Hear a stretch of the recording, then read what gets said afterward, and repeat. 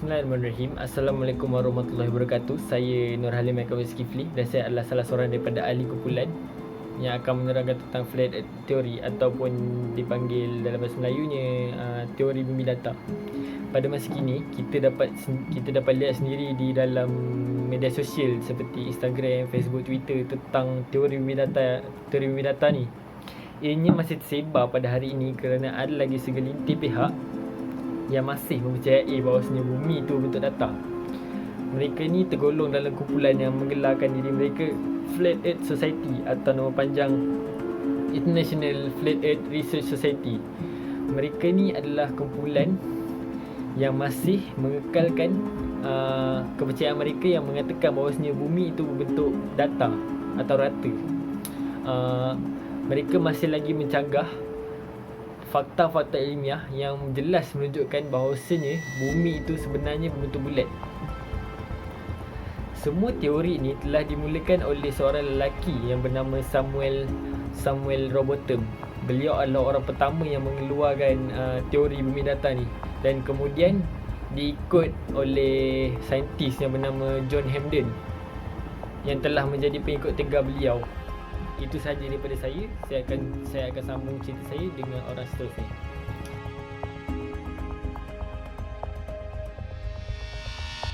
Sekarang kita akan teruskan kepada teori bumi datar dan selanjutnya. Apa itu teori bumi datar? Teori bumi datar atau dikenali sebagai Flat Earth Theory merupakan tanggapan bahawasanya bumi itu berbentuk datar dan bukannya berbentuk bulat seperti yang kita belajar pada sekolah-sekolah dahulu.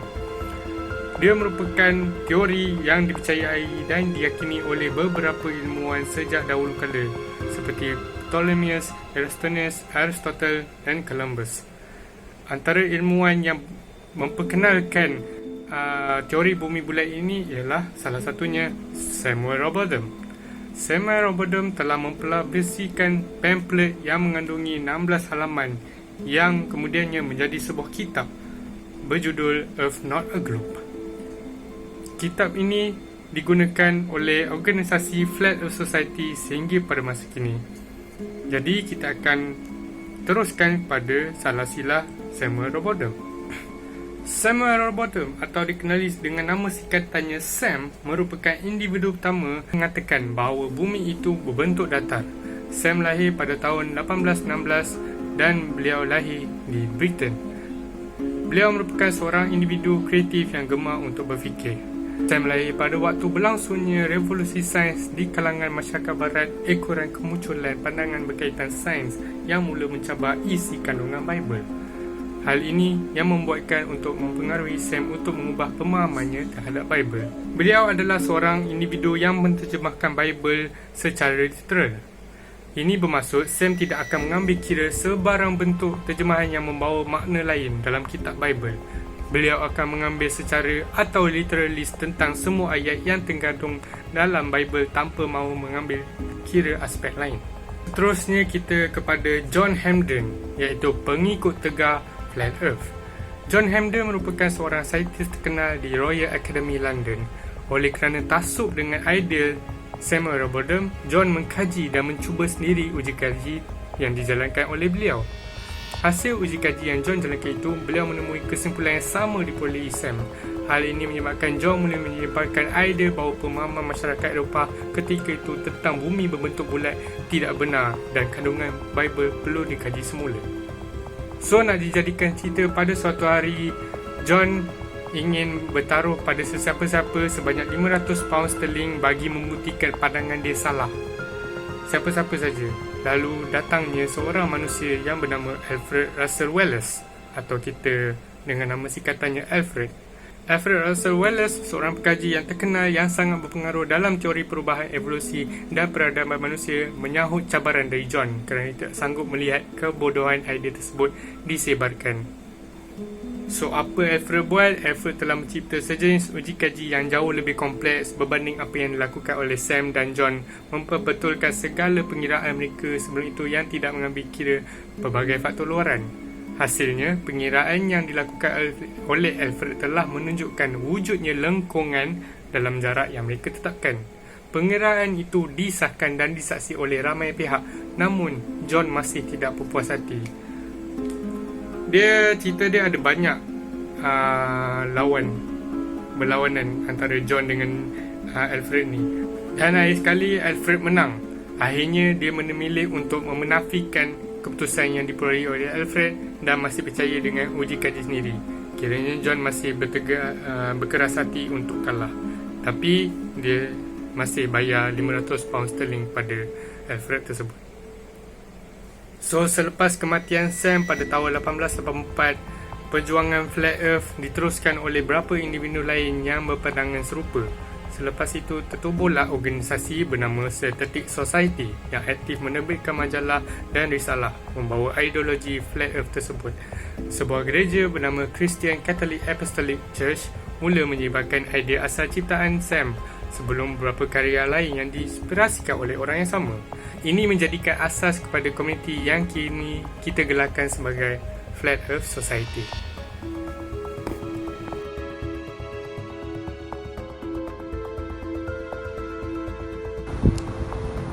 Seterusnya, kesan-kesan teori Flat Earth diperkenalkan kepada dunia. Antaranya ialah manusia sendiri cenderung untuk mencari kebenaran, dan orang yang tidak yakin dengan kebenaran yang sudah ada lebih tinggi kemungkinannya untuk termasuk dalam perangkap teori konspirasi. Apabila mereka tahu bahawa mereka bukan berseorangan mencari hal tersebut, mereka akan berasa lebih yakin dengan apa yang mereka percaya. Kajian mendapati bahawa manusia lebih percaya sesuatu konspirasi apabila berlakunya krisis sosial yang dahsyat. Selain itu pula, teori sains dan fizik tentang bumi ini bulat mungkin sukar difahami bagi sesetengah masyarakat kerana mereka kurang ilmu tentang ini. Dan apabila mereka dengar tentang teori Flat Earth daripada sosial media ataupun di mana-mana tentang teori Flat Earth, membuatkan mereka senang untuk terpengaruh dan senang untuk dipengaruhi. Ini kerana mereka kurang memahami hujah dan logik di sebalik idea mereka bumi ini ada kemungkinannya sebenarnya rata. Salah satu fakta menyatakan bahawa bumi ini bulat. Jika kita berjalan ke suatu arah, maka akan kembali lagi ke tempat semula dari arah yang berlawanan. Terjadinya siang dan malam dan sebagainya. Namun, kita tidak merasakan bulatnya bumi bila kita berjalan di atas muka bumi. Kita tetap merasa bahawa kita berjalan di atas tanah yang rata. Oleh itu, salah satu pendapat popular dan ia telah memberi impak tentang teori Flat Earth diperkenalkan kepada dunia. Kenapa kita atau masyarakat mudah percaya pada sesuatu tanpa asas adalah disebabkan keadaan mental kita yang lebih gemar untuk mengambil jalan mudah dalam memahami sesuatu. Ini mengakibatkan minda kita dengan pantas tanpa sedar akan membuat kesimpulan apakah perkara yang patut kita percayai, walaupun kita tak tahu latar belakang apa yang kita percayai. Kesimpulannya, pantas ini adalah menjadi penyebab utama kenapa ramai antara kita mudah percaya sesuatu. Setiap orang berpegang teguh dengan kepercayaan yang telah mereka pegang, dan malangnya ada juga individu yang terus tetap berpegang dengan perkara yang tidak benar walaupun sudah dibukti perkara ini tidak benar.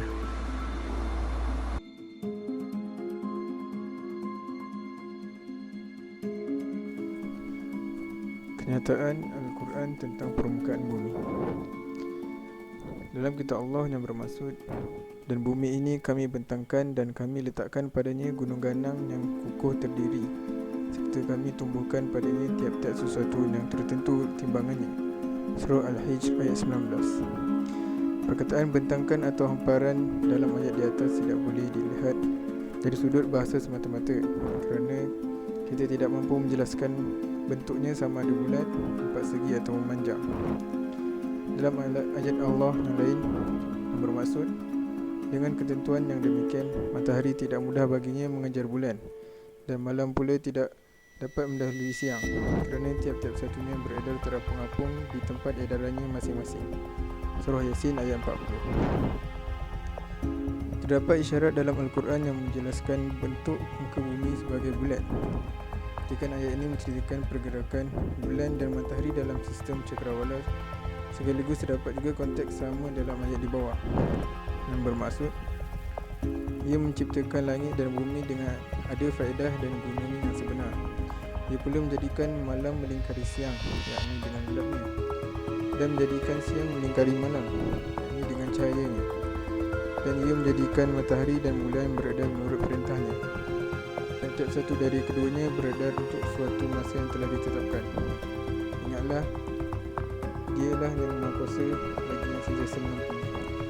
Ayat Az-Zumar, Surah Az-Zumar ayat 5. Seterusnya kenyataan hadis tentang permukaan bumi. Dari Abu Dzar bahawa pada suatu hari Nabi SAW pernah bersabda, "Tahukah kalian ke manakah matahari ini pergi?" Mereka berkata, "Allah dan Rasulnya lebih mengetahui." Beliau bersabda, "Sungguhnya matahari ini berjalan sehingga sampai ke tempat peredarannya di bawah arash, lalu ia bersujud. Dia tetap selalu seperti itu sehingga dikatakan kepadanya, bangunlah, kembalilah seperti sebelum kau datang. Maka dia pun kembali dan terbit dari tempat terbitnya.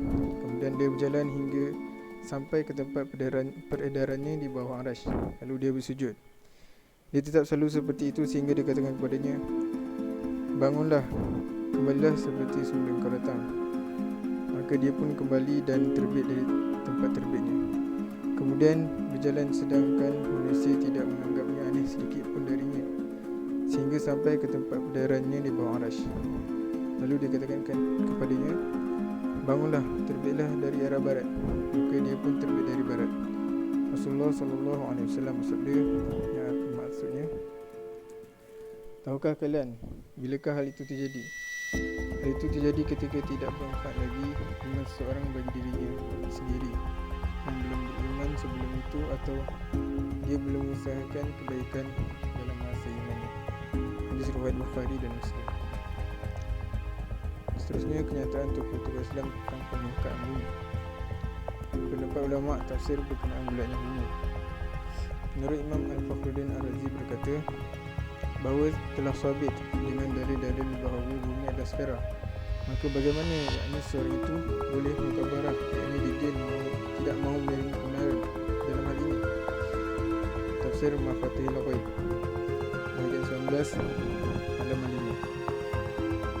Abu Hayyan Al-Andalusi menukilkan kenyataan Abu Abdillah Ad-Darani yang berkata, telah sabit dengan dalil bahawa bumi adalah bulat, yakni sfera, dan ini tidak bercanggah dengan firman Allah Subhanahu wa taala, al-ardh, yakni bumi terbentang. Ini kerana sesungguhnya bumi adalah suatu jisim yang besar, dan sememangnya bentuk bulat yakni sfera jika terlalu besar, maka suatu bahagian daripadanya akan kelihatan seperti rata terhampar.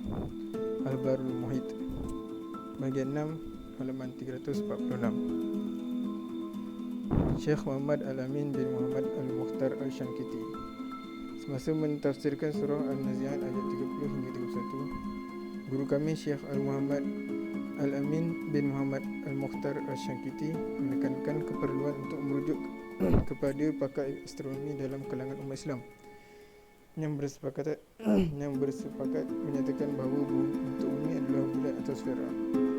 Al Bayan halaman 8 bahagian 8 halaman 425. Dapat ulama berkenaan bentuk bumi.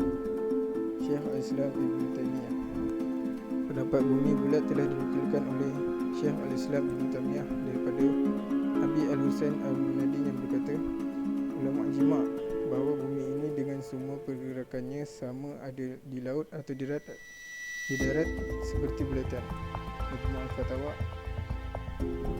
bahagian 25 halaman 195. Kata beliau lagi dalam kitabnya, ketahuilah bahawasanya mereka, yakni para ulama, telah bersepakat mengatakan bahawa sesungguhnya bumi berbentuk sfera. Menurut Ibnu Al-Khardazabah, Abu Al-Qasim Ubadillah bin Abdillah yang lebih dikenali dengan nama Ibnu Khardazabah berkata, sifat bumi adalah bulat seperti kebulatan bola atau bili, terletak di rongga falak sama seperti putih telur yang terletak di dalam telur. Dan Masalik wal Mamalik, halaman 4.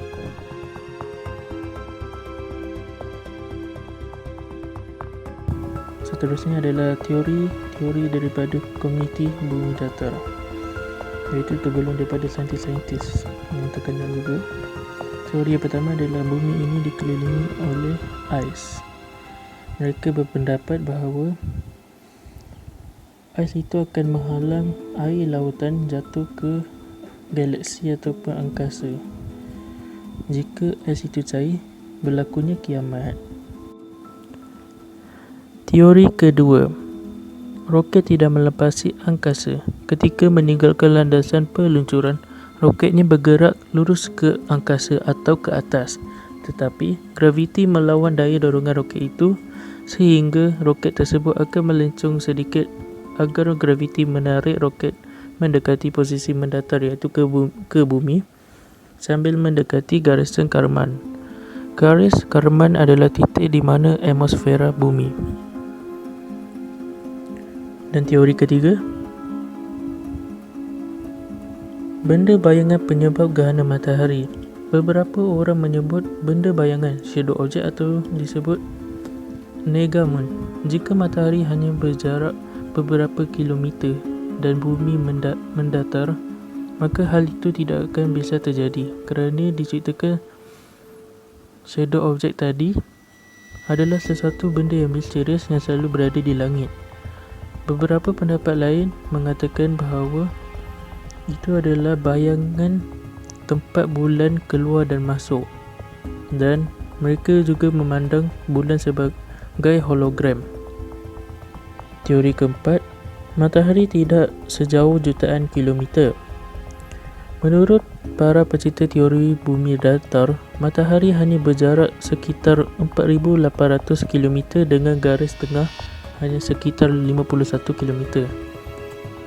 Matahari dianggap seperti bola lampu raksasa yang menyinari dan menerangi permukaan datar, iaitu bumi, seperti rumah lampu yang berada di tepi laut itu. Dan teori yang kelima terakhir sekali, teori kelima, bumi tidak lengkung.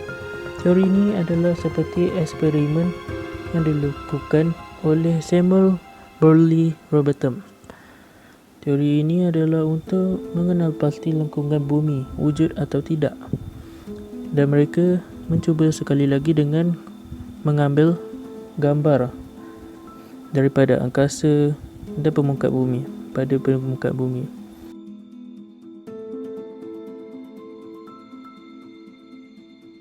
Beberapa langkah dan cadangan untuk menghapuskan teori Flat Earth. Yang pertama, menganjurkan taklimat. Hal ini kerana masyarakat mudah untuk terpengaruh dengan isu semasa ataupun perkara yang mereka tidak tahu. Jadi dengan mengadakan taklimat tersebut, kita dapat memberi pendedahan kepada mereka agar mereka tidak akan mempercayai teori tersebut. Seterusnya, yang kedua ialah mengadakan press conference bersama angkasawan dan ahli sains. Hal ini kerana mereka ada bukti-bukti bahawa bentuk bumi itu adalah bentuk sfera, dan angkasawan juga telah melihat sendiri dengan mata mereka sendiri. Yang ketiga, menambah kajian yang berkaitan bumi.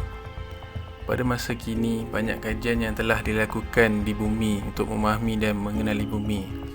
Jika kita menambahkan banyak lagi kajian tersebut, tidak mustahil kita akan mendapat banyak lagi bukti bahawa bumi ini berbentuk bulat dan tidak berbentuk datar. Yang keempat, membuat research berkaitan globe bumi. Ini kerana globe bumi itu sendiri berbentuk bulat. Jadi apabila kita membuat kajian tentang globe itu, kita kita pasti akan tahu kenapa penciptanya mencipta globe tersebut berbentuk bulat ataupun sfera itu dan tidak membuatnya dalam bentuk data. Yang kelima, mengkaji ayat Al-Quran yang berkaitan dengan bumi. Ini kerana di dalam Al-Quran sendiri Allah telah menceritakan bagaimana bentuk bumi di dalam Al-Quran. Jadi jika kita mengkaji lebih tentang ayat Al-Quran ini, niscaya kita akan dapat mengumpulkan bukti bahawa bumi ini tidak berbentuk datar. Yang last sekali, mengetengahkan pendapat ulama tafsir kepada dunia. Hal ini kerana para ulama semua telah bersetuju bahawa sifat bumi adalah bulat dan mereka menolak sangkaan ataupun tafsiran orang lain yang mengatakan bahawa bumi itu berbentuk datar.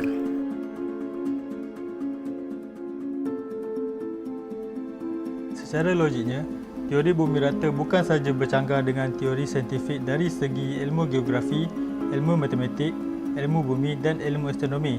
Malah ianya turut bercanggah dari sudut pandangan agama Islam yang mencakupi segala hal. Salah satu bukti bahawa bumi berbentuk sfera ialah dengan berlakunya fenomena gerhana bulan. Sebahagian daripada permukaan satelit bumi ini ditutupi bayang-bayang bumi kerana orbit peredaran bumi terletak di antara matahari dan bulan. Bumi akan berputar pada orbitnya, maka bayang-bayang berbentuk bujur muncul secara konsisten setiap kali berlakunya fenomena gerhana bulan. Kewujudan perbezaan zon masa juga merupakan salah satu bukti yang menunjukkan sangkalan tentang teori bumi rata. Fenomena ini berlaku kerana bumi berbentuk sfera dan berputar pada paksinya. Matahari akan menyinari sebahagian daripada bumi dan sebahagiannya dalam keadaan gelap, iaitu waktu malam. Jika bumi adalah rata, ketika waktu matahari menyinari sebahagian kawasan bumi, bahagian kawasan yang gelap turut akan dapat melihat matahari walaupun cahayanya tidak menerangi kawasan itu. Selain daripada itu, bentuk muka bumi adalah melengkung dan bukannya mendatar. Hal ini demikian kerana pada ketinggian yang berbeza, manusia akan dapat melihat sesuatu objek dengan sudut yang berbeza.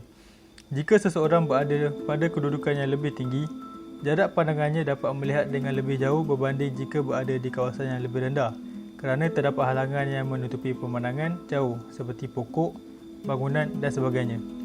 Hal ini bercanggah jika bumi adalah rata kerana seseorang yang berdiri di atas permukaan bumi tanpa ada sebarang halangan di hadapannya masih boleh melihat dengan lebih jauh pada ketinggian yang lebih tinggi. Fenomena matahari terbenam dan fenomena kemunculan kapal dari jauh juga merupakan satu bukti bahawa bumi berbentuk sfera. Dari jarak yang jauh, kapal kelihatan seakan-akan muncul dari dalam laut dan konsep ini juga sama untuk menerangkan fenomena matahari terbenam. Oleh yang demikian, kebenaran tentang bumi berbentuk sfera sudah dinyatakan di dalam Al-Quran dan semestinya segala ilmu astronomi, matematik, geografik dan sebagainya dikaji secara saintifik berpandukan Al-Quran. Teori bumi datar wujud kerana kurangnya pemahaman yang menyeluruh dan menjadikan Al-Quran sebagai panduan dan rujukan. Sekian, terima kasih.